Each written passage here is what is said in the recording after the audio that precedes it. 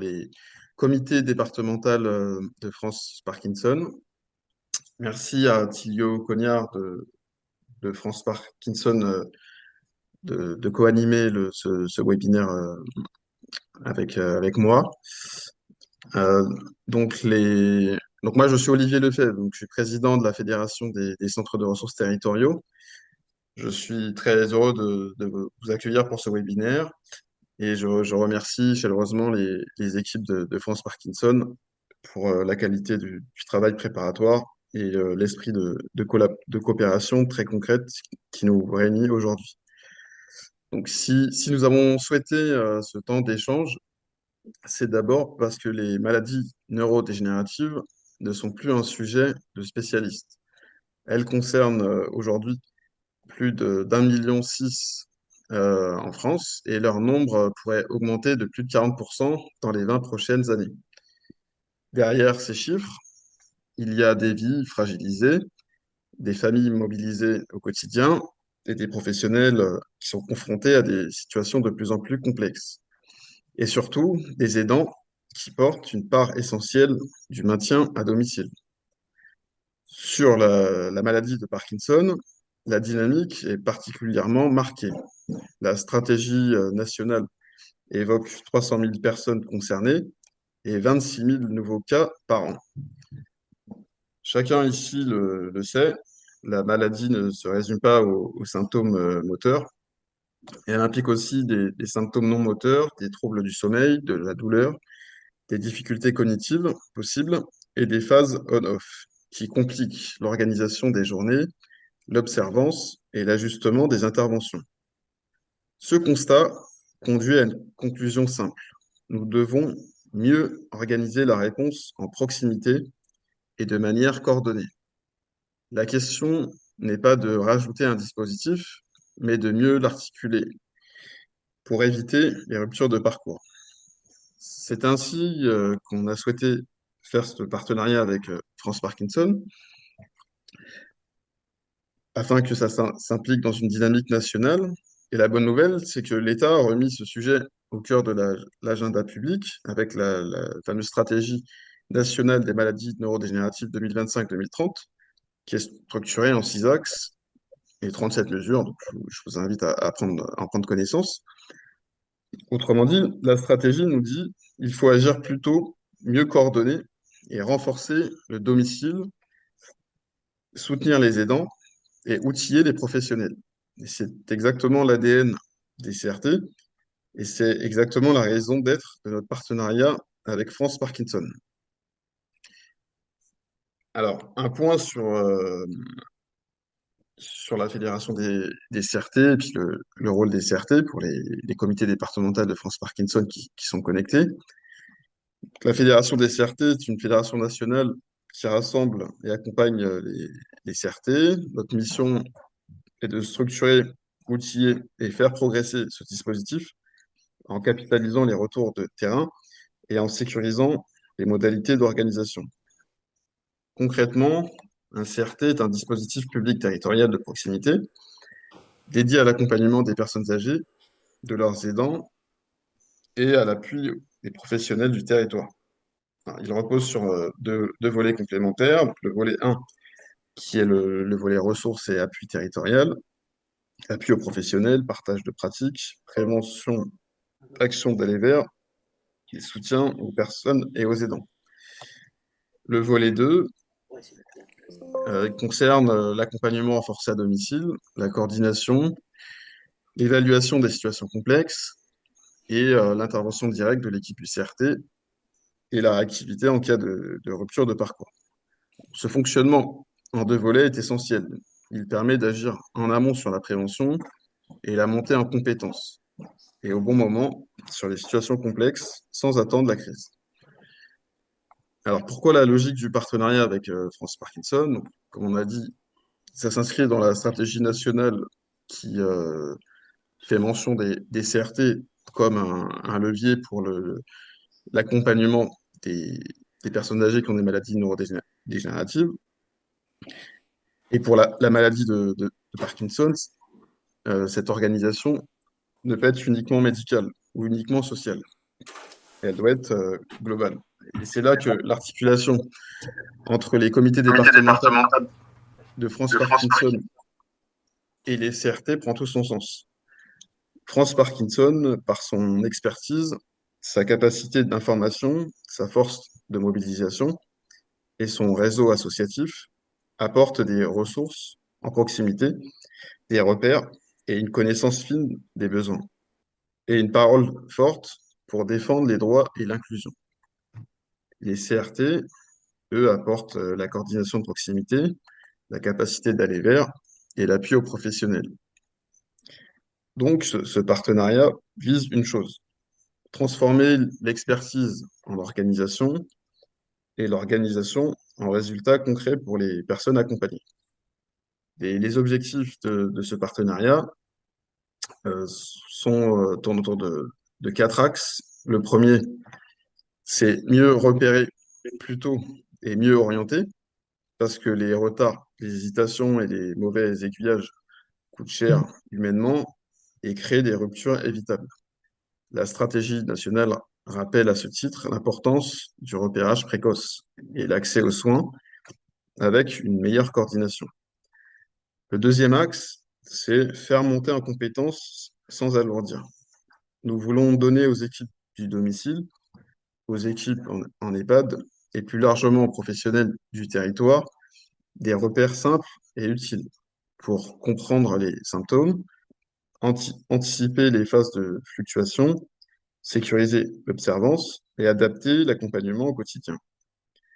Le troisième axe, mieux coordonner les parcours au plus près des personnes.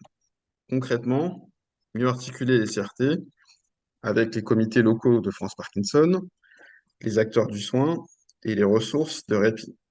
La stratégie insiste en effet sur le soutien des aidants et le renforcement de l'accompagnement à domicile. C'est un axe majeur et nous voulons le rendre très concret à travers ce partenariat. Enfin, le quatrième axe, c'est capitaliser et diffuser les organisations qui marchent. Nous voulons collecter des retours d'expérience, formaliser des pratiques reproductibles et partager des outils. C'est aussi une manière d'être utile à la stratégie nationale en transformant des orientations en méthodes opérationnelles. Donc, pour parler de ce partenariat de manière plus large, la maladie de Parkinson nous oblige à mieux travailler ensemble et en logique de parcours. Ce n'est pas une addition d'intervention, c'est une coordination, une anticipation, une continuité et une attention portée autant à la personne qu'à ceux qui l'entourent. C'est exactement le sens de ce partenariat, faire converger l'expertise et la proximité pour renforcer l'accompagnement, sécuriser les situations complexes et soutenir les aidants. Donc maintenant, le- l'autre point que je voudrais évoquer, enfin, donner un exemple d'une situation sur un CRT qu'on a accompagné avec le comité départemental de France Parkinson pour illustrer la teneur du partenariat et comment ça peut se matérialiser auprès des CRT. Donc, je vous fais part de la situation de Monsieur D, 82 ans, atteint d'une maladie de Parkinson évolutive. Il vit à domicile avec son épouse, qui est aussi son aidante principale. Depuis plusieurs mois, les chutes se multiplient, les phases off deviennent plus imprévisibles, l'épouse est épuisée et les interventions se superposent sans véritable coordination. À un moment, la discussion s'ouvre sur une entrée en EHPAD. Mais Monsieur D la refuse fermement. Il dit clairement: «Je veux rester chez moi». Et dans le même temps, tout le monde voit bien que rester chez soi sans organisation renforcée devient risqué.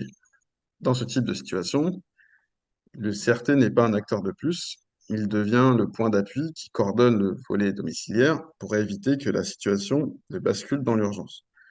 Concrètement, le CRT a évalué la situation de façon globale, pas seulement sur le soin, mais sur l'ensemble du quotidien, sécuriser le domicile, le rythme de la journée de l'aidant, organiser le rythme des passages et mobiliser, anticiper les périodes off,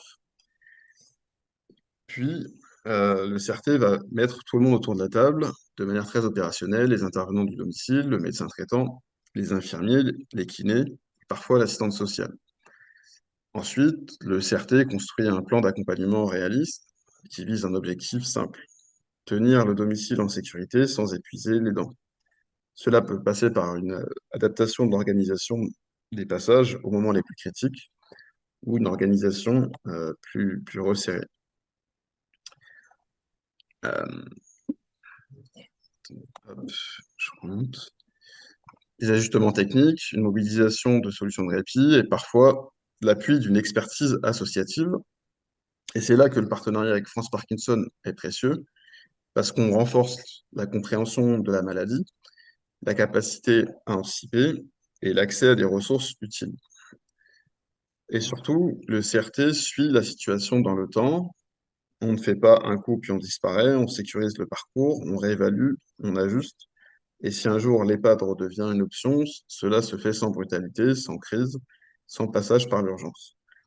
Le CRT, dans ce cas, permet de respecter le choix de la personne, rester à domicile, tout en protégeant la sécurité, la qualité de vie et la capacité de l'aidant à tenir.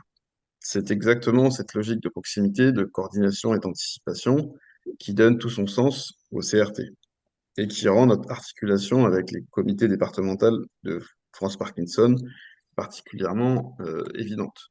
Alors, je tiens à souligner que sur cette situation, les équipes du CRT avaient été formées par le comité départemental de France Parkinson et donc ils avaient une bonne connaissance de, enfin, sur l'identification des symptômes qui sont liés à la maladie de Parkinson. Et ils ont pu, effectivement, en échangeant avec le comité départemental, voilà, trouver la meilleure option pour stabiliser la personne à domicile.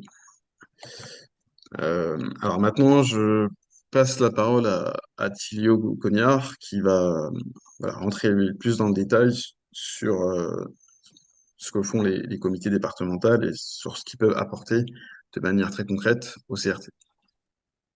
Oui, merci beaucoup Olivier. Pour rappel, deux petites informations. Donc, le webinaire, il est enregistré, il sera diffusé après en replay, pour rappel. Et puis, si jamais vous avez des questions, n'hésitez pas par écrit dans le chat en bas et comme ça je les lirai, je les verrai un peu au fur et à mesure.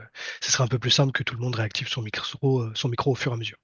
Et si vous n'avez pas vu la slide qui évoquait le cas qu'a expliqué Olivier, c'est parce qu'on n'en avait pas fait, tout simplement. Voilà, c'était juste pour que vous ayez un peu l'information à l'oral. Alors, donc la maladie de Parkinson, c'est un accompagnement qui est vraiment à repenser face à l'augmentation des besoins. Moi, je m'appelle Thierry Cognard, je suis le responsable des projets et de la formation pour les professionnels à France Parkinson. Vous avez les deux mails, mais vous aurez aussi les différentes slides. Alors, combien de personnes sont atteintes par la maladie aujourd'hui en 2025-2026? On estime à peu près à 270 000, 300 000 personnes. En 2030, est-ce que vous avez une idée du coup du nombre de personnes malades qu'on peut estimer? N'hésitez pas si vous pouvez mettre un petit truc, sinon je vous passe la réponse directement. Le double. Alors le double, on n'espère pas pour les gens quand même, parce que ça ferait beaucoup, effectivement. Mais on va être autour de, alors pas 500 000 quand même non plus, on est autour de 350 000. Donc ça fait à peu près un adulte sur 150.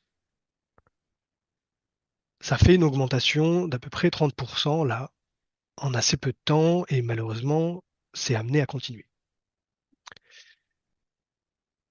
Une chose aussi importante pour vous en tant que CRT, même si l'accompagnement se fait après 60 ans, c'est aussi la part des personnes malades qui est diagnostiquée avant 65 ans.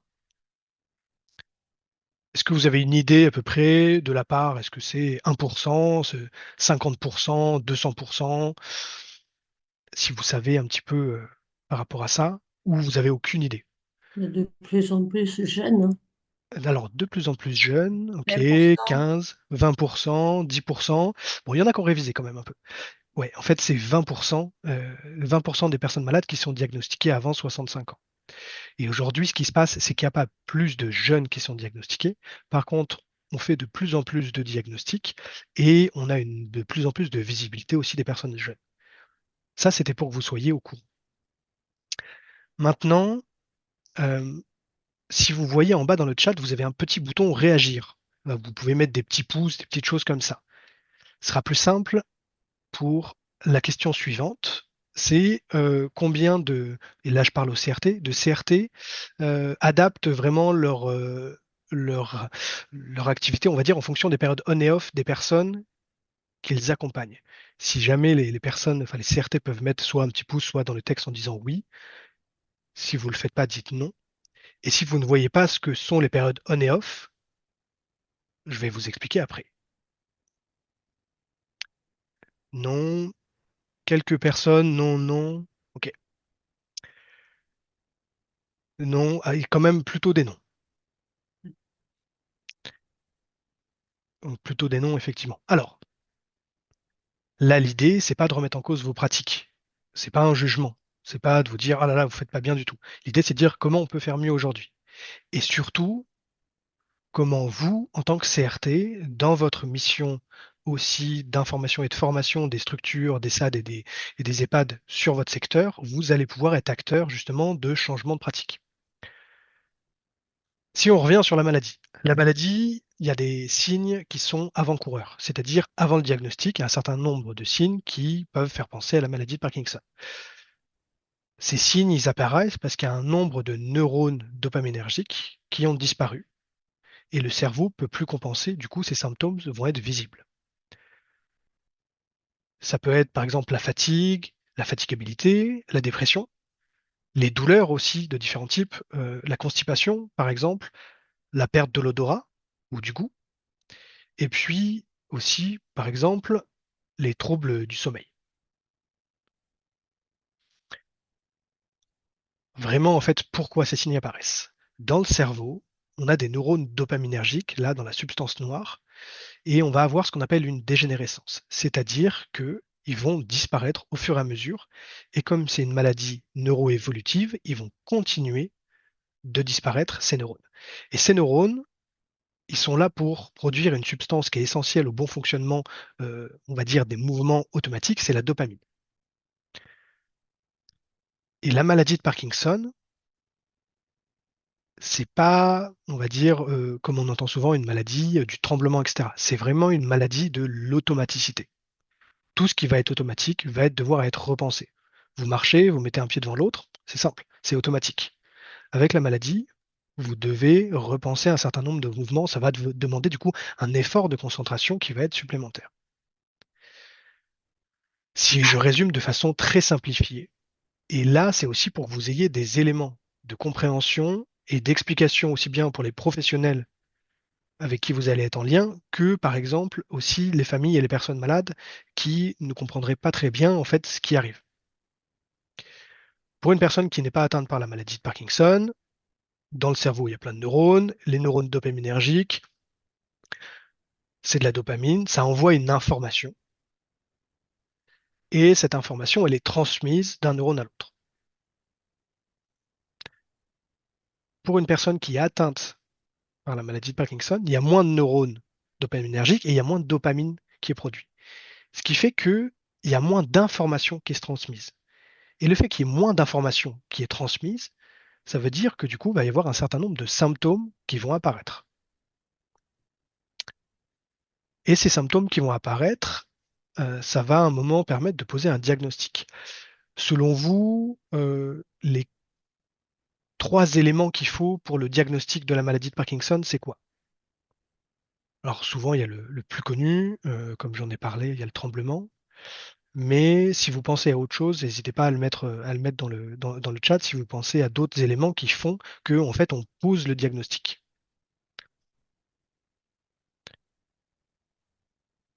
Alors, roue dentée, raideur, ok. Alors là, c'est les comités départementaux qui répondent. Si vous pouvez éviter, parce que vous connaissez la réponse, normalement. Rigidité, lenteur, ok. Marche à petits pas. Alors, ça va aider. En fait, l'élément central dans le diagnostic, c'est la lenteur. la lenteur, qui est une lenteur aussi bien de mouvement que d'initiation du mouvement. C'est-à-dire, on va mettre du temps à marcher, mais on va mettre du temps aussi à se lever, à bouger un bras, par exemple, etc. Ça, c'est vraiment central dans le diagnostic. Et ensuite, ça peut être en plus des tremblements et ou de la rigidité. Et le diagnostic, il est fait par les neurologues et c'est un examen qui est clinique, c'est-à-dire il n'y a pas de prise de sang, etc. On vous fait bouger un peu les mains, on vous fait marcher et ensuite on vous dit, eh ben voilà, vous avez une maladie de Parkinson. Donc souvent, c'est assez violent, ce qui fait que vous allez, vous, dans le CRT, avoir des personnes qui ont un diagnostic depuis plusieurs années, ils ont peut-être eu du mal aussi à l'accepter, etc., etc. Donc tous ces éléments sont vraiment à comprendre. Et puis la maladie de Parkinson, en fait, c'est surtout d'autres symptômes. Il y a tous ceux que vous connaissez, et puis il y a tout le reste. Les troubles de la parole, la perte de l'odorat, l'apathie, on en a parlé, etc. Le freezing, c'est-à-dire le fait de bloquer, de plus arriver à avancer, l'anxiété, etc., etc. Si je vous parle de ça, c'est parce que en tant que CRT, vous allez devoir faire aussi une évaluation sur l'ensemble de ces symptômes pour bien comprendre en fait que la maladie de Parkinson, c'est chacun qui a sa maladie de Parkinson et chacun qui a ses propres symptômes qui apparaissent. Certaines personnes vont avoir de la constipation, d'autres non. Certaines personnes vont avoir des dépressions très importantes, d'autres non. Et en tant que CRT, vous allez du coup devoir vous adapter et surtout transmettre ces informations aux autres structures avec qui vous travaillez. Si vous travaillez avec un SAD justement qui va faire l'intervention pour le ménage, par exemple, c'est des informations qui sont essentielles à transmettre.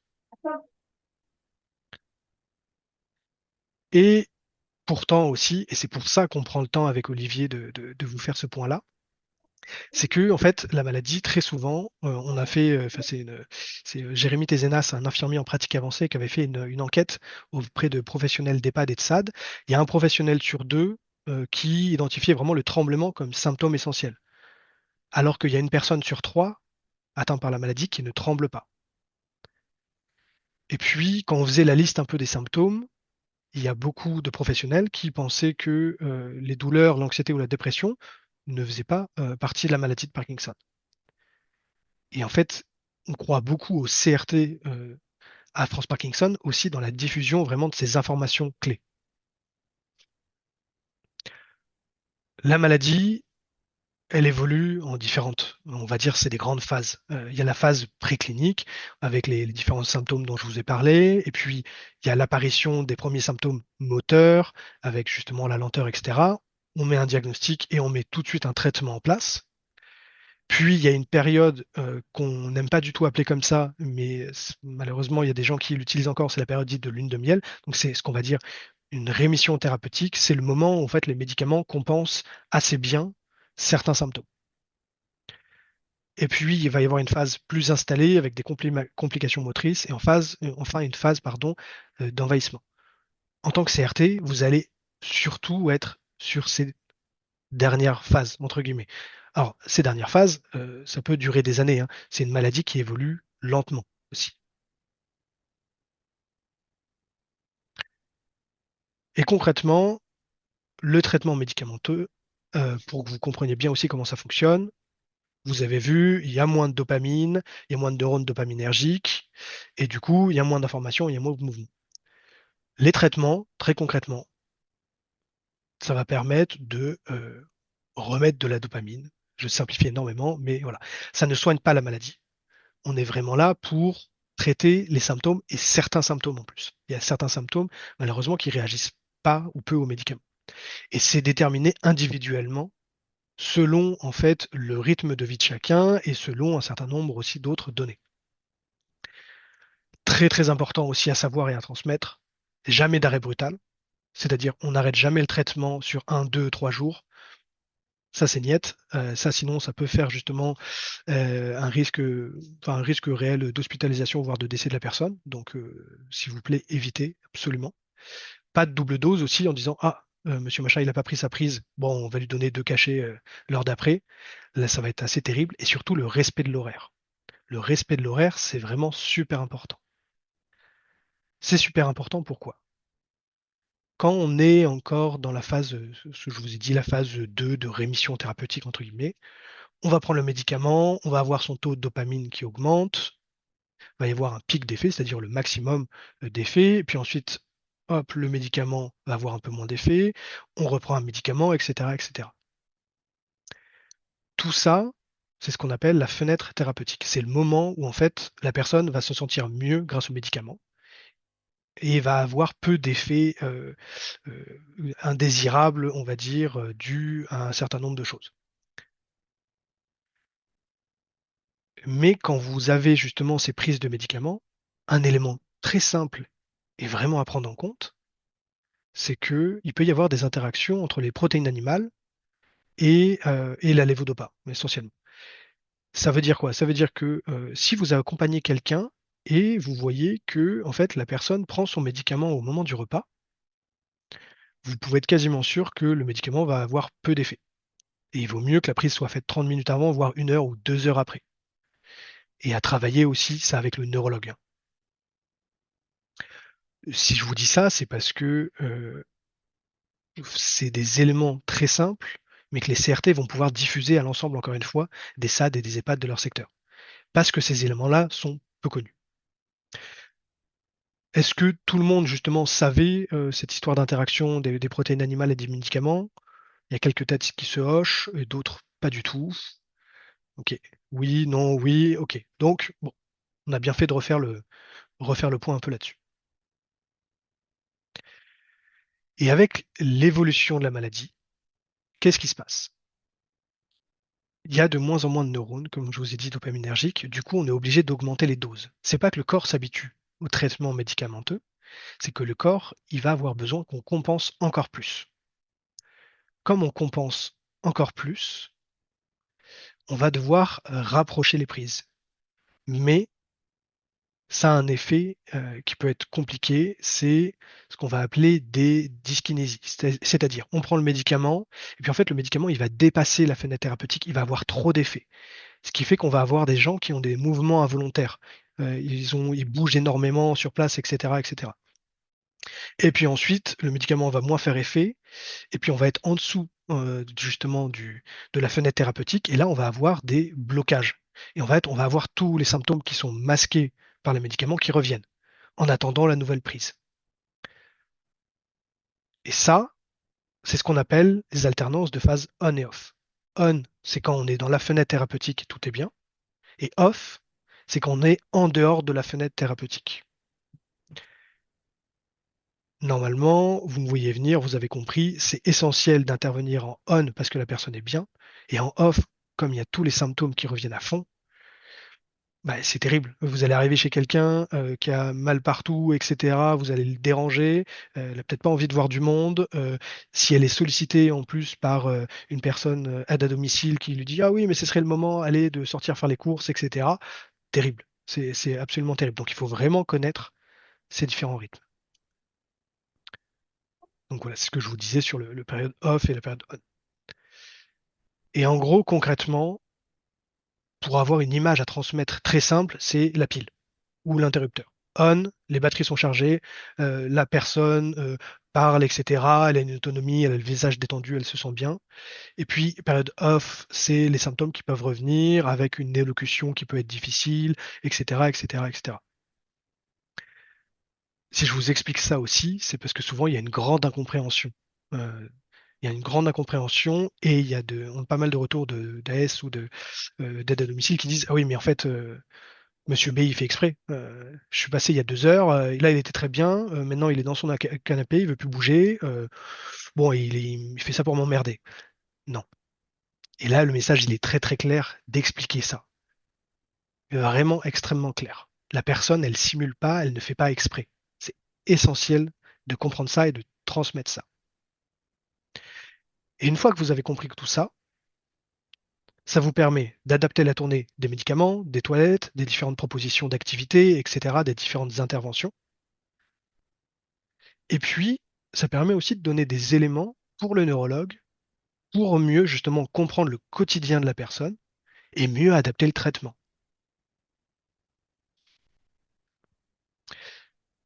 Oh, pardon, excusez-moi. Et puis une petite vigilance aussi.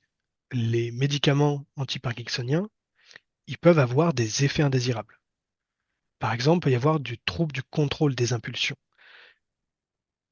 Par exemple, très simple, ça peut être par exemple l'hypersexualité. Une personne qui ne l'était pas du tout et qui d'un coup va avoir des propos qui sont à caractère sexuel, etc., etc. Ou des attitudes qui changent vraiment. Là, ça, c'est vigilance. Alors, je vous ai dit, on n'arrête jamais le traitement soi-même et on n'arrête jamais le traitement tout court, on voit toujours avec le neurologue. Mais là, ça veut dire visite en urgence avec le neurologue pour adapter le traitement.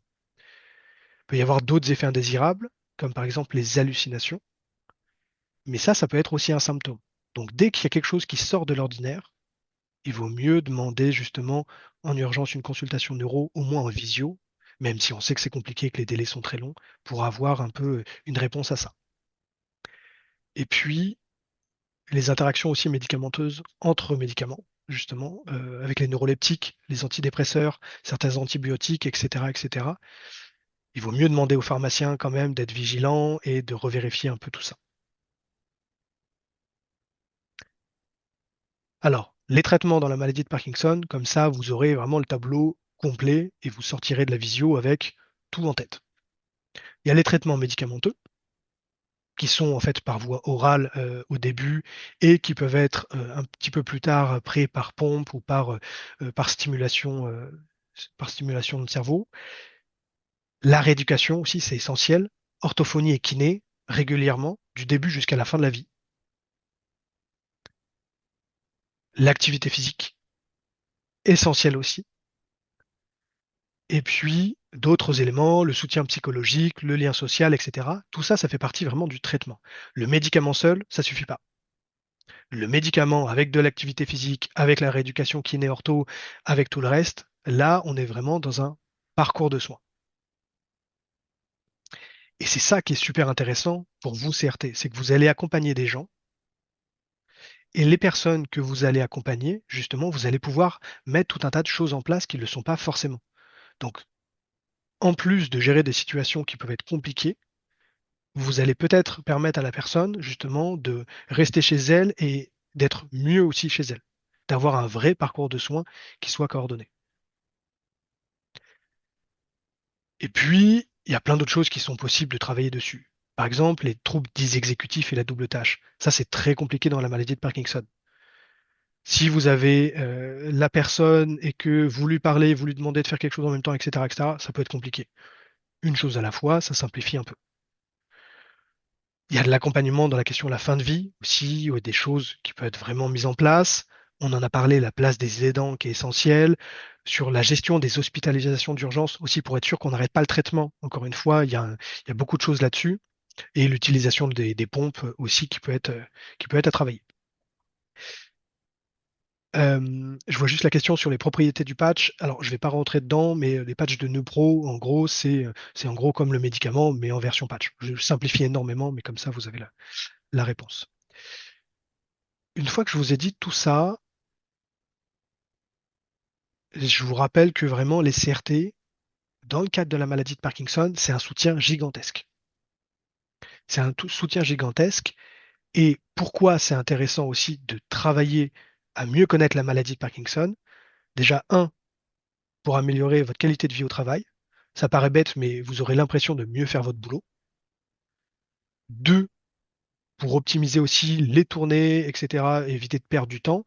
Et puis enfin, le plus important, c'est d'améliorer aussi la qualité de vie des personnes malades et des aidants. Une fois que vous avez le tableau complet, peut-être que là, vous vous dites, bon, ça commence à faire beaucoup, ça fait peur, qu'est-ce que je fais avec tout ça? Alors, en tant que CRT, en fait, vous n'êtes pas tout seul. Vous n'êtes pas tout seul du tout. Est-ce qu'il y en a parmi vous qui connaissent par exemple les centres experts Parkinson? Ah, même les personnes qui disaient oui avant disent non là, donc c'est que vraiment personne ne semble connaître les centres experts Parkinson. Alors, il y a quand même une ou deux personnes qui connaissent. Les centres experts Parkinson, c'est quoi? C'est des services de neurologie hospitaliers. Ces services de neurologie hospitaliers, ils sont publics Il y en a 26 en France.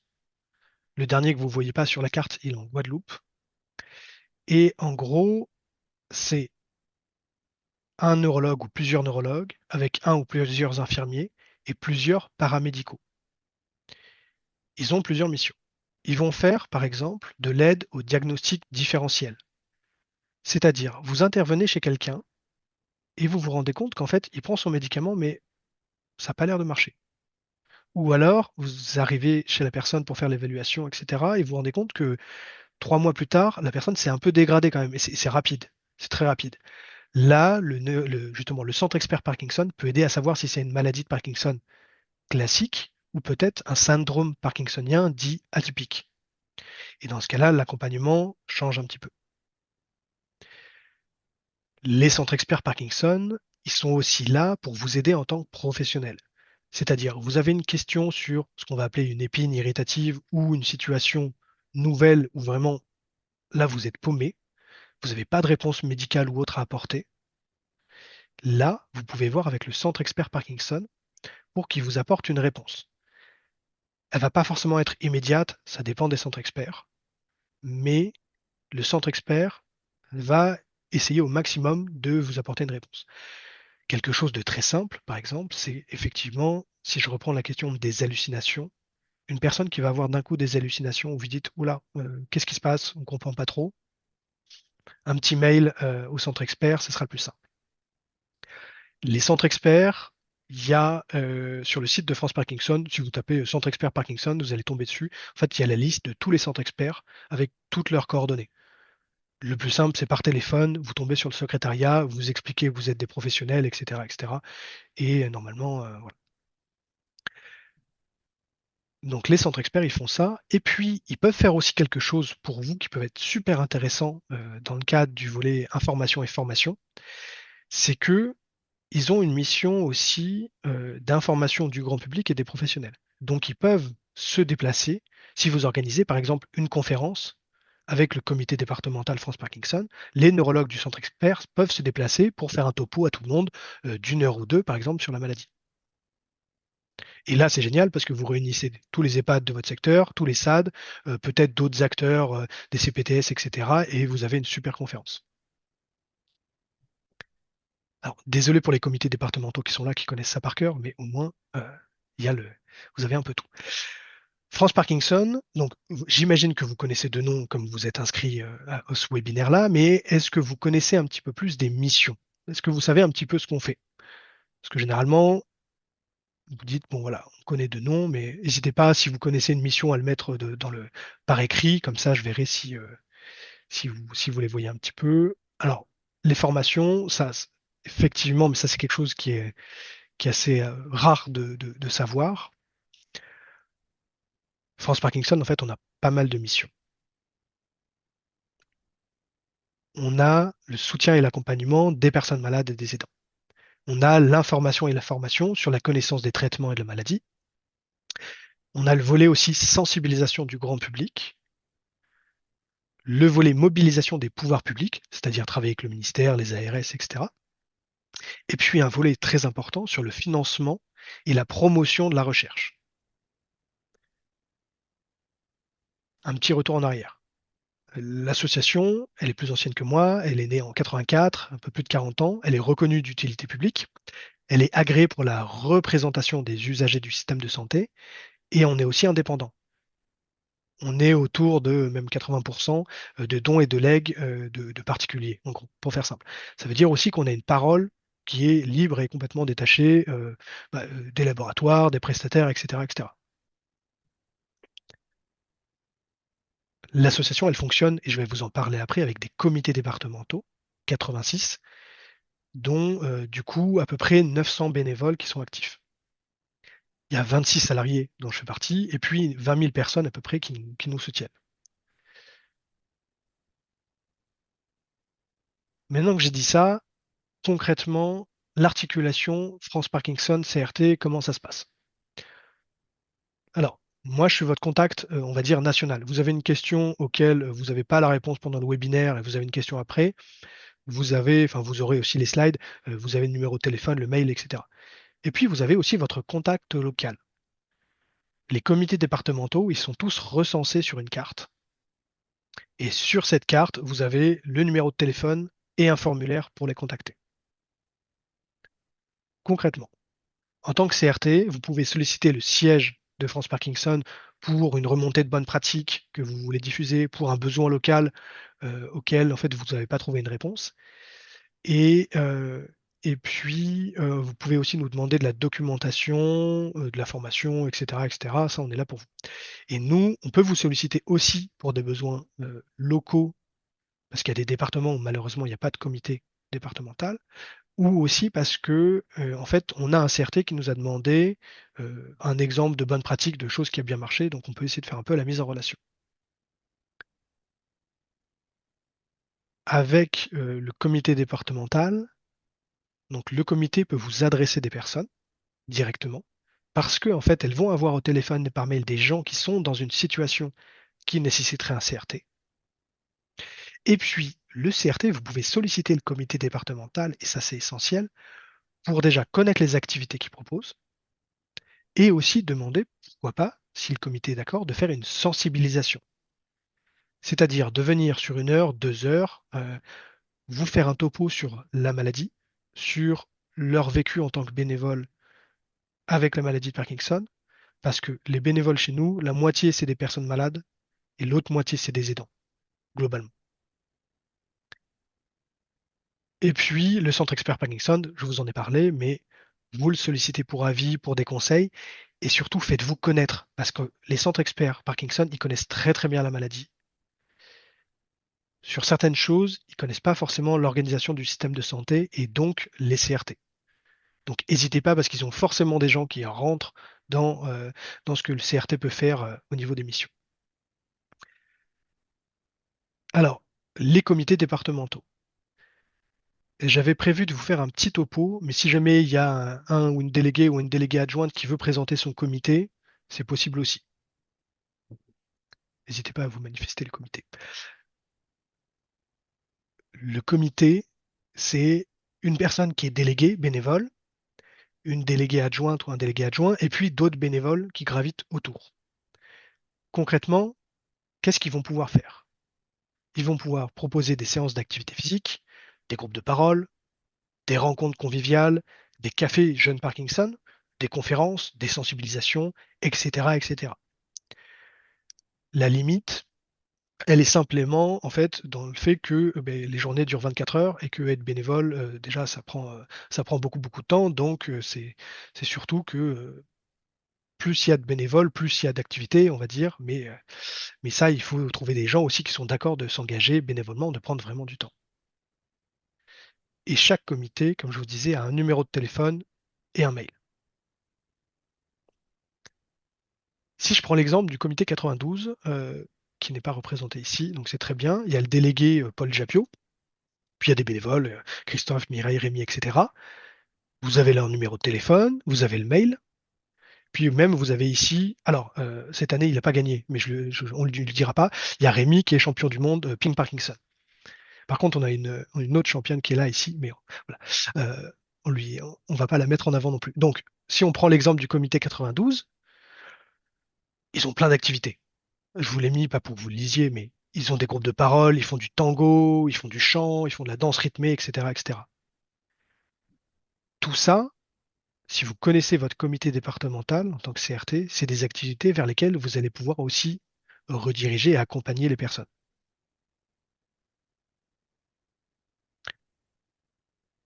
Est-ce que pour l'instant déjà c'est à peu près clair? Ça a l'air. Bon. Et il y a aussi un accompagnement qui est national. Il y a le programme A2PA qui est le soutien aux aidants. Ça peut être des groupes de parole, une sorte aussi d'éducation thérapeutique des aidants en 6 modules, des entretiens personnalisés avec des aidants ressources, le financement de séances psy. Puis on a la même chose aussi pour les personnes malades, avec le programme Pas à Pas. Il y a aussi une ligne d'écoute. Vous avez des gens qui ont besoin de parler. Hop, la ligne d'écoute de France Parkinson, où il y a des bénévoles qui sont formés à l'écoute active et qui ont l'habitude d'écouter et de faire parler les gens. Donc, il ne faut vraiment pas hésiter. Et puis, un petit truc qui peut être important en tant que CRT, on prend en charge une évaluation en fait par un ergothérapeute, une séance au moins d'évaluation du domicile par l'ergothérapeute, et derrière on va pouvoir prendre en charge une partie des travaux ou une partie de l'achat du petit matériel. Donc ça, il faut vraiment pas hésiter. C'est sous condition de ressources, mais vous aurez les infos avec les différents contacts. Et puis les ressources pour les professionnels. Est-ce que ça, vous avez déjà vu ça? C'est peut-être un peu petit, mais c'est la feuille de suivi des symptômes et des périodes on et off. Non, personne ne voit. Alors, ça, je vous invite vraiment à l'utiliser. C'est une grille que vous remplissez quand vous faites l'évaluation domicile, puis vous la laissez, qui permet justement de comprendre les moments où les gens sont bien et pas bien. Alors, pour accéder à toutes ces ressources dont je vous ai parlé, le comité départemental, le soutien psy, etc., etc., on va jamais demander si le diagnostic a été effectivement posé, parce qu'il y a une question à ce sujet-là. Par contre, il est nécessaire que le diagnostic soit posé pour au moins savoir qu'il s'agit bien d'une maladie de Parkinson et pas d'une maladie à corps de Lévy ou une pathologie apparentée qui du coup nécessite pas le même accompagnement. Et puis il y a d'autres documents, le guide par exemple sur la question de la fin de vie. Je vois les yeux ébahis, donc c'est que personne ne connaît, c'est très bien, je vous montre différents trucs. La Wellbeing Map, etc., etc. Tous ces outils,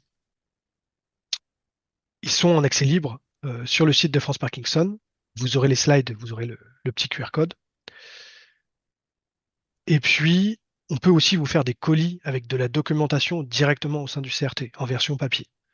La doc spécialisée et puis la doc plus généraliste sur la maladie, on a des pochettes parcours de soins, des pochettes après le diagnostic, etc., etc. Ça, faut vraiment pas hésiter à nous solliciter. Le comité départemental, je vous en ai parlé avec les sensibilisations. On a aussi des webinaires qu'on fait régulièrement pour les professionnels, spécifiquement. On en a fait un, par exemple, sur la prise en charge en EHPAD, sur la prise en charge en SAD, sur la perte d'autonomie, etc., etc. Et on fait aussi des formations. Alors là, je vous ai mis un peu justement, toutes les formations qu'on peut avoir, mais en gros, il y a une catégorie qui va vous intéresser surtout, c'est la formation des EHPAD et des SAD, où en gros, on a un format soit une journée, soit 2 jours complets de formation par des formateurs professionnels.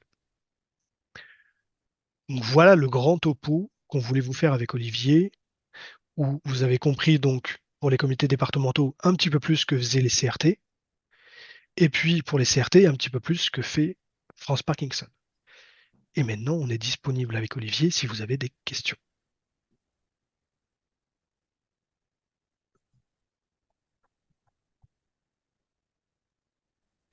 Et je vous ai Donc, peut-être allez-y, assommé. n'hésitez pas. Il y a une partie des schémas que Tilio a diffusés qui sont sur la boîte à outils de la Fédération des CRT, notamment qui explique le schéma de coopération entre les agences départementales, ce qu'elles peuvent vous apporter et les contacts nationaux et départementaux.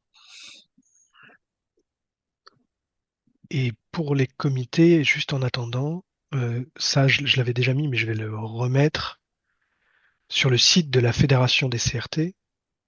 Il y a la cartographie de tous les CRT de France. Donc, Oui, les bonjour, comités. j'ai une Oui, question. Je ne sais pas si vous m'entendez. on vous entend très bien. Oui. Alors, je ne sais pas si elle est vraiment appropriée. En fait, je suis bénévole sur la ligne d'information. Je tiens une permanence, une demi-journée par semaine pour France Parkinson. Alors, si je comprends bien, le CRT serait un appui pour des malades et des aidants. Donc, j'ai un cas concret que j'ai eu cette semaine au téléphone, par exemple. Euh, Deux personnes, bon, elles ont plus de 85 ans. Le mari a Parkinson très avancé et l'épouse qui est aidante a un cancer qui revient. Donc, vraiment, ils sont tous les deux dans une situation très difficile. Le mari, l'aidante, elle n'en peut plus. Elle ne sait pas quoi faire et vers qui se tourner. et le mari, lui, il ne veut pas aller en EHPAD. Donc, dans ce cas-là, est-ce que moi, je peux leur donner les coordonnées du CRT pour les aider, ou alors est-ce que je passe par le siège, par mon référent? Bah, je vais répondre.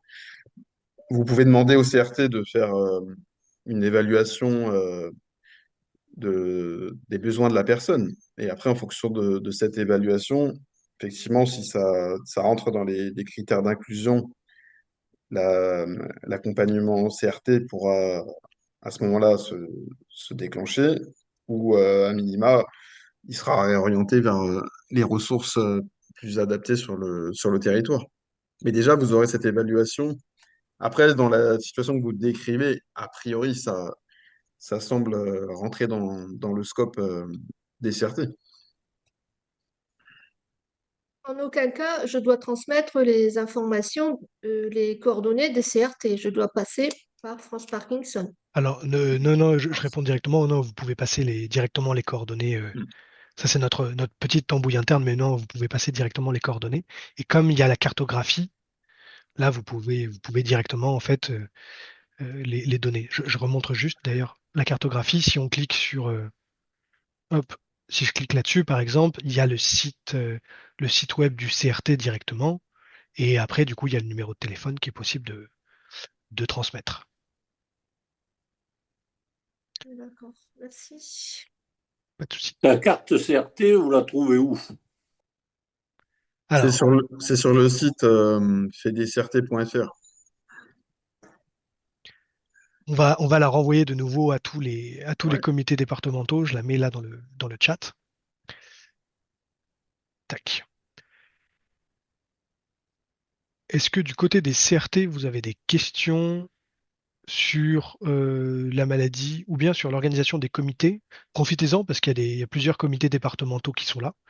Euh, Jean-François, par exemple, qui vient de prendre la parole, mais pas seulement. Il y en a d'autres. Donc, si vous avez des questions sur le fonctionnement des comités, il faut vraiment pas hésiter. C'est le moment. Et je pense qu'ils seront ravis de vous présenter un petit peu tout ça.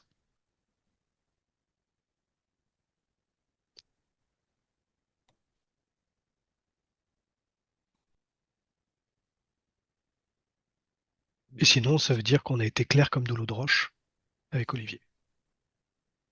Si le CRT veut se rapprocher, moi, du Vaucluse, je suis preneur. Parce que je suis.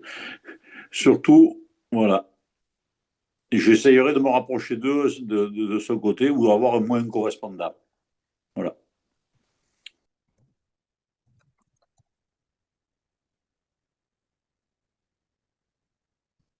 Alors, où savoir s'il y a un comité départemental dans la région? Je vais faire du direct live. Hop, tac. Quand vous arrivez sur le site de France Parkinson, c'est peut-être la première fois pour certains ou certaines que vous le découvrez. Le site, il y a plusieurs onglets, la maladie, etc., etc. Et puis en haut, il y a marqué les comités. Quand vous cliquez dessus, vous avez un petit blabla qui vous explique en 2 mots ce que c'est qu'un comité. Et puis vous avez surtout toute la cartographie des comités. Et vous avez en dessous même les comités triés par département. Et vous voyez, par exemple, on n'a personne dans le 02 pour l'instant, euh, du côté de Soissons, mais c'est en train de se monter. Donc c'est pour ça, on n'a pas des comités partout, partout, mais il y en a quand même 86, ce qui est pas mal.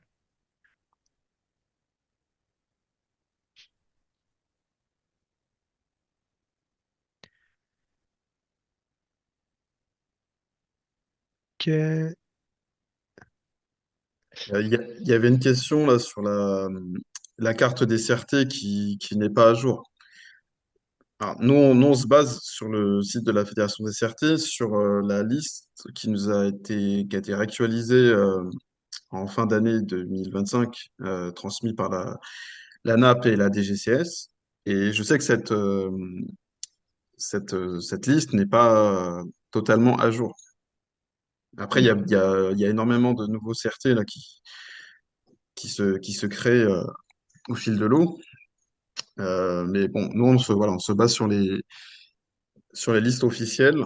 Et après, si vous vous apercevez que votre CRT n'est pas référencé, vous n'hésitez pas à nous envoyer un message et auquel cas on complétera aussi la carte des CRT. Mais enfin, c'est rattaché à un EHPAD ou quelque chose comme ça. Alors, au niveau des porteurs, le CRT n'a pas d'entité juridique. Il est rattaché ou à un EHPAD ou à un service à domicile. D'accord, merci. Et donc, il y a un référent, il y a une personne qui est désignée pour, si on Oui, a besoin. il y a une cadre de santé la plupart du temps. Oui, voilà, merci.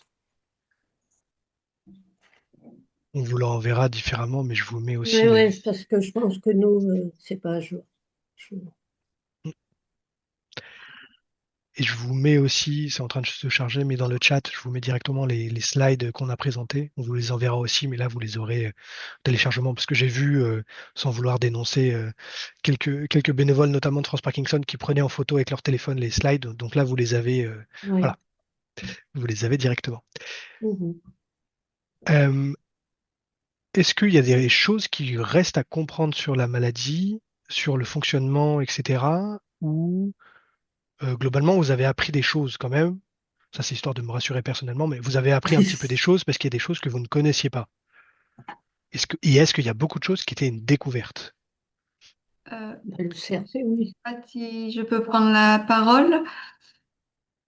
Oui, moi je suis coordinatrice d'un CRT et bon, je comprends très bien et je suis très satisfaite de ce webinaire.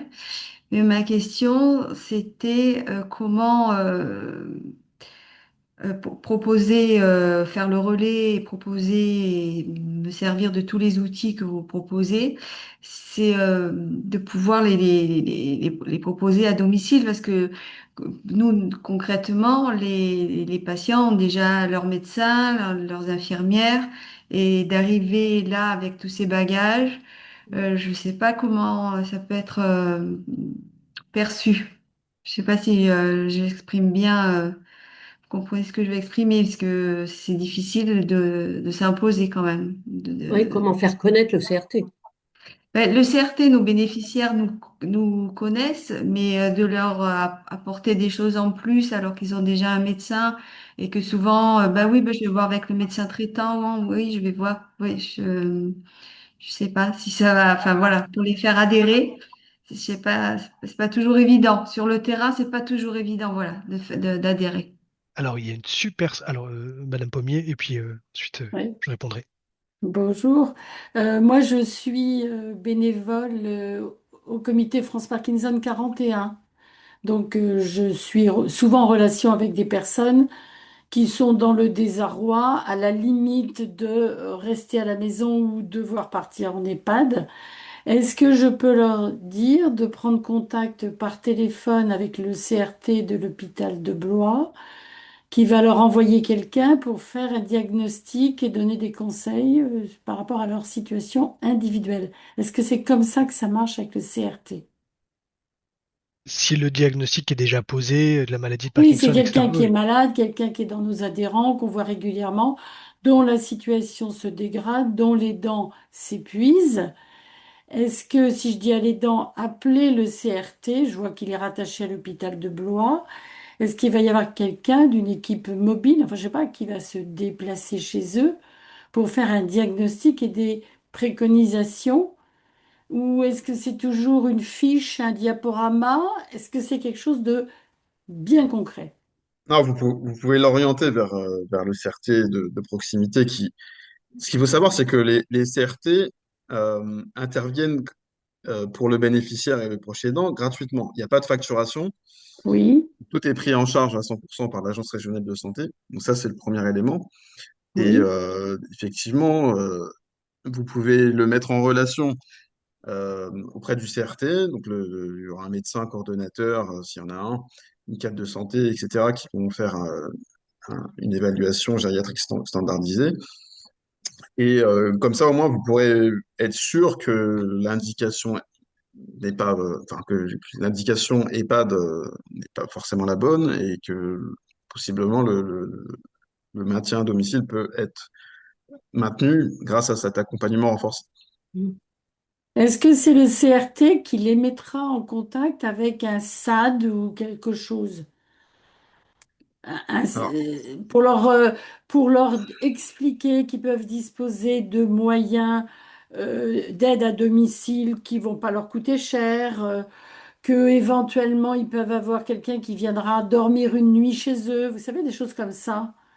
Où on propose par exemple un répit pour les dents, mais les dents, il ne sait pas du tout comment il pourrait avoir quelqu'un à domicile pour venir au minimum dormir pendant les 2, 3 jours de répit auprès de son malade. le CRT est en coportage systématiquement avec un service à domicile. Ça repose sur un, le CRT, ça repose sur un coportage EHPAD service à domicile. Par conséquent, s'il y a une évaluation qui est faite et qu'il y a des besoins complémentaires de passage de soins infirmiers ou de SAD, le CRT s'appuiera sur ces partenariats pour, euh, pour mettre en place cet accompagnement global. Donc, s'il n'y avait pas jusqu'alors de SAD qui vient au domicile de ces personnes, est-ce que le correspondant du CRT va leur donner un numéro de téléphone opérationnel ou est-ce que c'est encore les personnes qui vont devoir se dépatouiller pour rentrer Non, mais c'est, en contact avec le SAD? non, enfin, en fait, dans le CRT, il y a un comité de pilotage Oui. dans lequel il y a un SAD et un EHPAD et le CRT en question.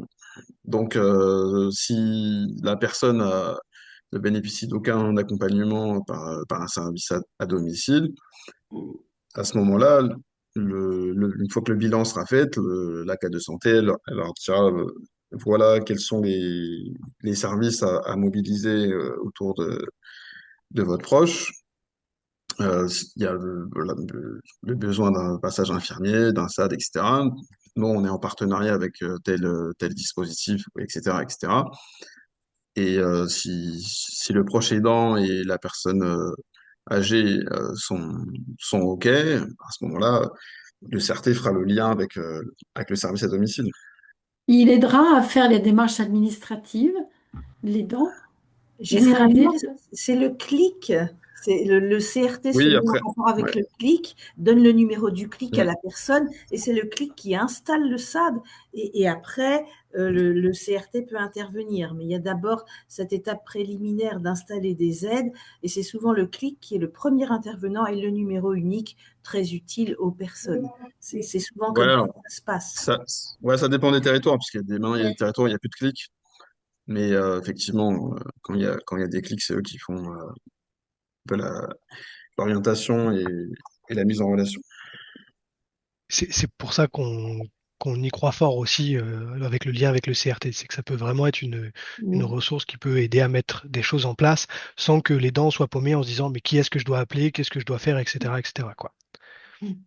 Bon, J'avais, Et alors attends Jeff, parce qu'il y ah, avait, je vais répondre à la question de Madame Jourdan qui était très intéressante en disant concrètement, là, si j'arrive voir les SAD et les EHPAD autour de chez moi, que je leur dis ah ben hop, on va tout changer dans la façon de faire, ça passera jamais. Alors, pour ça, il y a un outil un peu magique qui s'appelle la sensibilisation des bénévoles.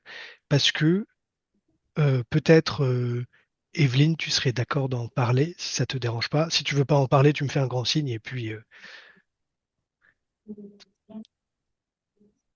Non, non, ça ne me dérange pas d'en parler. Oui, nous, on fait régulièrement des sensibilisations. Alors, on intervient soit dans des IPA, enfin, dans des écoles d'infirmières en pratique avancée, chez des aides-soignantes et tout. Et c'est vrai que on s'aperçoit que eux, ils ont une formation avec des neurologues, mais ils apprécient aussi beaucoup d'avoir notre retour parce qu'on intervient toujours avec une personne malade et une personne aidante. Donc là ils comprennent mieux enfin notre ressenti quoi. Et cette sensibilisation, on l'a fait à l'aide du PowerPoint qu'on vous a présenté tout à l'heure. Et après, on a fait un échange entre les personnes et nous, quoi. Et c'est quand même relativement important parce que là, c'est du vécu, en fait. Mm. Et ça permet justement, en fait, de passer outre le volet. Ben, c'est vous qui êtes, Madame Jourdan, en tant que CRT, en position de dire, ah ben, il faudrait faire ça, il faudrait faire ça. C'est plutôt les personnes concernées qui vont dire, ben, vous savez, c'est plus simple si vous faites comme ça, et moi, ça m'aide. Et ça change beaucoup la posture et l'acceptation aussi du discours, etc. Et une chose aussi importante, tout ce que je vous ai présenté là, si vous arrivez à tout mettre en place, c'est génial, mais déjà, commencez petit à petit, avec déjà, par exemple, l'évaluation des périodes on et off. Rien que ça, déjà, c'est déjà vachement bien. Et nous, on a été sollicités là il y a à peu près 15 jours. C'est un service, c'est avec le CCAS, mais c'est des aides des aides de vie qui interviennent à domicile et qui justement ont deux personnes qui sont atteintes de la maladie de Parkinson et qui justement ont du mal à comprendre leur réaction. Et donc elles en ont parlé à leurs responsables. Et là, on va intervenir dans 15 jours avec 10 aides de vie pour leur expliquer justement des gestes à faire ou à éviter de faire parce que voilà, c'est compliqué. Si justement la personne est en période off, eh ben il va pas falloir essayer de manipuler cette personne comme quand elle est en période on. Voilà. Merci beaucoup, Evelyne. Alors, s'il y avait d'abord Chantal qui avait une Oui, question. oui, oui. Moi déjà, tout en écoutant, j'ai pensé à une question. Si, mettons, ça nous arrive à nous, mettons n'importe quoi. Moi, j'ai une maison avec un escalier. Je tombe, je me casse quelque chose. Est-ce qu'on peut avoir le droit au CRT? Alors, Olivier, je te laisse répondre. Ah, oui, si vous avez plus de 60 ans, que, Dans quelques mois, c'est pour les bon, plus de 60 ans. ouais, c'est pour les plus de 60 ans. Ouais. D'accord. Après, c'est en fonction de l'évaluation, si vous rentrez dans les critères d'inclusion, etc. Ça peut être ponctuel aussi, quoi. Il y a des conditions de gire aussi. Ça dépend un peu de votre autonomie quand même. Oui, oui, oui, oui. Bon, ben là, je suis atteinte. C'est vrai que bon, j'ai l'escalier là. J'ai demandé une rampe à la MDPH et ça fait 2 fois qu'il me la refuse, alors que bon, elle est même dangereuse. Il y a plusieurs personnes qui sont tombées.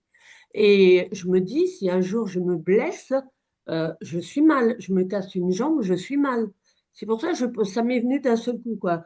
Pour nous, en tant que, parce que bon, on est malade, mais on n'est pas grabataire. Je suis pas grabataire, loin de là. Tilio me connaît. Mais je me dis, si vraiment un jour il m'arrive un accident, est-ce que nous, on peut avoir une aide par je sais pas Mm. moi, des aides soignantes, enfin, je sais pas, des trucs tout bêtes, hein. Un accident, c'est bête, hein. Alors, les CRT, moi je rappelle juste, les CRT ne sont pas effecteurs de soins. Les CRT Voilà. sont là pour consolider un accompagnement au long cours. Donc, c'est pas votre accident peut faire que vous avez maintenant besoin d'un accompagnement au long cours, mais le CRT, il n'est pas là que pour gérer une situation d'urgence. Il est là aussi pour ça, mais c'est pas lui qui va effectuer les soins, si vous voulez. Mais Oui, il va oui, oui, vous oui. accompagner si vous avez du mal à retrouver votre autonomie antérieure, si vous avez maintenant besoin d'un accompagnement au long cours. C'est Oui, sûr. oui, oui, oui, oui. Oui, oui. Et ça me fait penser au papier, enfin chez moi, il était dans ce cas-là, il vivait seul, il avait des aides, il voulait pas aller en EHPAD. Bon, malheureusement, lui, il n'avait pas Parkinson, hein. Mais ce système-là fonctionne que pour les Parkinsoniens ou il y a d'autres Non, organismes? ah non, non, pas du tout que pour les Parkinsoniens. Les Parkinsoniens sont un cas particulier. Il Oui, n'y a pas de conditions de pathologie, hein. Ce sont des conditions d'accord, d'autonomie et de besoin d'assurer un soutien à domicile, une coordination aussi des aides. d'accord, Mais le Parkinson n'est pas du tout une condition sine qua non pour d'accord. être pris en charge par le CRT. Ouais, ouais, d'accord. Donc, il aurait pu l'avoir, quoi. Il voulait pas aller en EHPAD, il voulait rester chez lui, d'accord. Mais c'est bon à savoir pour nous, personnellement, pour des membres autour de nous, quoi. Le CRT, on peut, d'accord, c'est pas que Parkinson. Super, merci beaucoup. Si je peux poser une petite Je question. voulais poser une petite question. Donc, je Ah, suis le Bonjour délégué. Jean-François. Bonjour. Je suis le délégué du Vaucluse. Donc, je regardais votre offerte là au niveau du CRT sur votre site, la Fédé. Pour nous, je vois dans le Vaucluse que j'en ai 3. et je suis étonné qu'il n'y en ait pas sur Avignon, qui est quand même la préfecture. Euh, est-ce que c'est logique? Est-ce que c'est pas à jour? Et après, comment est réparti? C'est moi qui fais la découpe, par exemple, j'envoie un à Aubignan. Est-ce que c'est pour les gens qui sont, on va dire, dans le nord du Vaucluse, et quand j'ai des adhérents ou des malades, des Parkinsoniens dans cette zone, je m'adresse à eux? Ou est-ce que je m'adresse à celui de Cavaillon qui est plutôt au sud, ou celui de Apt? Voilà, un peu savoir où est-ce que un peu, voilà, c'est spécifique peut-être au Vaucluse, moi je regarde de mon côté, égoïstement, mais c'est vrai que la répartition de ces CRT ben, m'interpelle parce que je vois qu'à Avignon, il n'y a rien. Euh, et donc voilà, c'était là ma première question. Et ma deuxième question, en les contactant directement, pareil, savoir pour à qui ça arrive, si je les vois directement ou est-ce que je passe plutôt par l'ARS pour faire ben, connaître ça et nous connaître. Voilà. Je peux Alors, répondre. Je sais pas du tout déjà, vous juste répondre. euh, répondre sur le déploiement des CRT. Aujourd'hui, on est dans une phase de déploiement national. Il y a encore 250 nouveaux CRT là, qui vont être créés d'ici 2028, parce que la cible nationale, c'est 500 CRT, ce qui représente à peu près entre 5 à 7 par département. Donc, ça explique que il n'y a pas un département qui, dans tous les territoires, sont couverts par un CRT. Et pour la deuxième question, si vous identifiez une personne dont le profil pourrait correspondre aux critères d'inclusion du CRT, vous pouvez les mettre en relation directement avec le CRT sans forcément passer par l'ARS. Mais ce qu'il faut bien comprendre, c'est que... Mais moi, c'était surtout savoir pour moi. Moi, c'est aller me présenter. Parce que avant que ce soit vous qui veniez, j'aurais aimé rencontrer la personne qui est en charge, le coordonnateur du CRT. Et donc, comme j'en ai trois pour le moment, j'espère que ça va. Ça. Mais ce qui me paraît bizarre, j'en ai un qui est pratiquement à 1 heure et demie d'Avignon. Donc, est-ce que je dis, si j'ai un malade parkinsonien qui est à Avignon, je vais appeler celui de Apt, la personne va mettre 1 heure et demie. C'est là où je ne comprends pas la cohérence. Parce que Aubignan, c'est pareil, il faut à peu près 3 quarts d'heure pour venir à Avignon. Donc, et Avignon, où j'ai quand même, je ne dis pas qu'il y a plus de malades à Avignon qu'ailleurs, mais bon, la probabilité, voilà, c'est ça que je voulais savoir. Un peu à qui je m'adresse, parce que si je vais appeler celui d'acte, autant je ne veux pas avoir un refus qui va me dire ben, ok, vous allez venir me proposer vous faire reconnaître, hein, mais je n'interviens que par exemple dans un rayon de 40 km autour de Apt. Donc je veux dire, je ne pourrais pas proposer à des malades d'Avignon le CRT de Apt. Ou est-ce que c'est même qu'ils soient loin, comme certains centres, hein, il y a des centres de secours qui sont loin, ou de spécialité, je prends un centre anti-poison, par exemple, ils sont loin, mais ils répondent pour tout le monde. Bon, est-ce que là, c'est pareil? Est-ce que c'est un numéro? Eh bien, même qu'il soit d'Avignon ou qu'il soit de n'importe où, il appelle le CRT de Hart et on lui répondra et on lui trouvera des éléments de réponse. Voilà. C'est juste Ouais. pour pas vendre. C'est le mauvais mot de dire vendre, mais de proposer quelque chose. Si on lui dit, attendez, mais monsieur, vous habitez à Avignon, je ne peux rien pour vous. Voilà. Bon, il y a la réponse dans le chat, mais en fait, ce que je vous ai dit, c'est que c'est comme les SIAD ou les SAD ou les HAD, chaque CRT couvre un certain nombre de communes, et donc un CRT ne peut pas accompagner une personne qui est de l'autre bout du département, ça c'est pas possible. Par contre, je vous ai dit, d'ici 2028, tous les territoires, toutes les communes seront couvertes. Donc pour le moment, sur les territoires où il y a pas de CRT, vous pouvez pas orienter. Mais sur les CRT, il y a une notion de proximité. C'est-à-dire que ça doit être autour de 20 à 25 minutes autour de l'établissement porteur.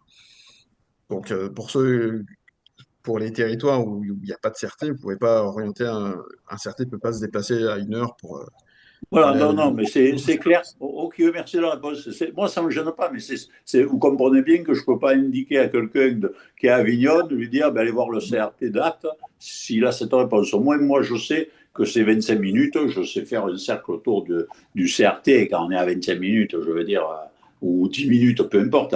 Mais bon, voilà, c'était ça.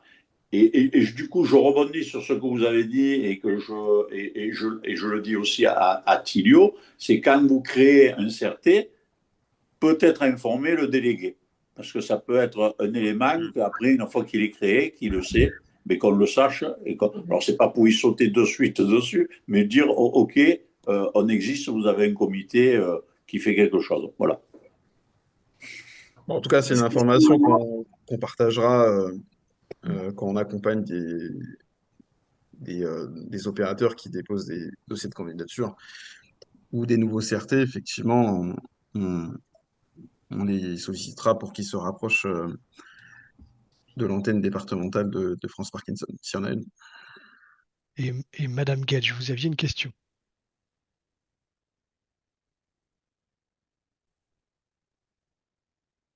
Alors, vous avez votre micro.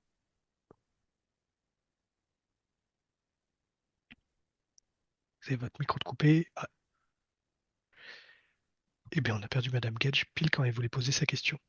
Euh, Est-ce que, en attendant son retour, vous avez d'autres questions? Bon, c'est pas mal, c'est bien. C'est pas mal. Bon. C'est En très tant- bien, merci. Il n'y a plus qu'à maintenant. Il faut qu'on se rapproche des CRT pour savoir Est-ce que bien je leur champ peux... d'action. Tout à fait. Ah, mais vous êtes de retour, Madame Gage. Oui, Oui, oui, allez-y. je ne sais pas pourquoi j'ai été interrompue brusquement. Je voulais juste, nous, on a une personne, on a été mis en contact avec cette personne, on a commencé un suivi et un soutien, mais on a beaucoup de difficultés à atteindre cette personne qui a un Parkinson un peu évolué, dans une phase évoluée, et sa femme est aidante, elle est très, très épuisée, mais elle fait une sorte de barrière, elle n'a jamais le temps, il faut qu'elle se repose, elle n'a pas le temps pour nos visites. On ne sait pas trop comment faire pour instituer quelque chose d'un peu régulier, d'un peu accepté.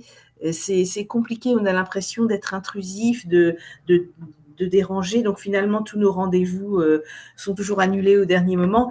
Est-ce que il y a des gens qui peuvent nous aider dans cette approche je sais pas, des gens des comités, des bénévoles qui peuvent intercéder un peu parce que pour le coup, c'est compliqué et on n'arrive pas à instaurer un vrai suivi qui serait pourtant tout à fait nécessaire. C'est une question très intéressante. Je vais répondre sur une première partie et ensuite je laisserai un comité peut-être répondre. Euh, une information importante qu'on n'a pas eu le temps d'aborder, mais c'est que un aidant qui accompagne une personne malade de Parkinson depuis 10, 15, 20, 25 ans euh, connaît très très bien la maladie et a beaucoup de mal aussi, entre guillemets, à lâcher prise et à faire confiance à d'autres professionnels qui vont pouvoir intervenir. Pour une raison Exactement. simple, c'est que vous l'avez vu, il y a beaucoup de professionnels qui connaissent mal la maladie, que souvent ils ont eu des expériences qui n'étaient pas top, et puis il y a d'autres éléments qui rentrent en compte. Du coup, il y a plusieurs solutions pour vous aider là-dessus. La première, c'est dans le cadre du programme à 2 pas, on peut mettre un aidant en relation avec un aidant ressource. Ces aidants ressources, ils ont l'habitude de ces situations et d'expliquer et de donner un petit peu leur vécu et puis des éléments concrets en disant oh bah, ce serait peut-être intéressant de commencer à lâcher prise sur ça, etc., etc. Vraiment un échange de pair à pair qui pourrait être super intéressant et qui est fait de façon anonyme. Et la deuxième solution qui peut être faite en parallèle, c'est effectivement de voir avec le comité départemental si le comité n'est pas d'accord de prendre un petit temps avec cette personne pour discuter, si l'aidant est d'accord, hein, parce qu'on veut forcer Oui. personne, mais ça peut être super intéressant.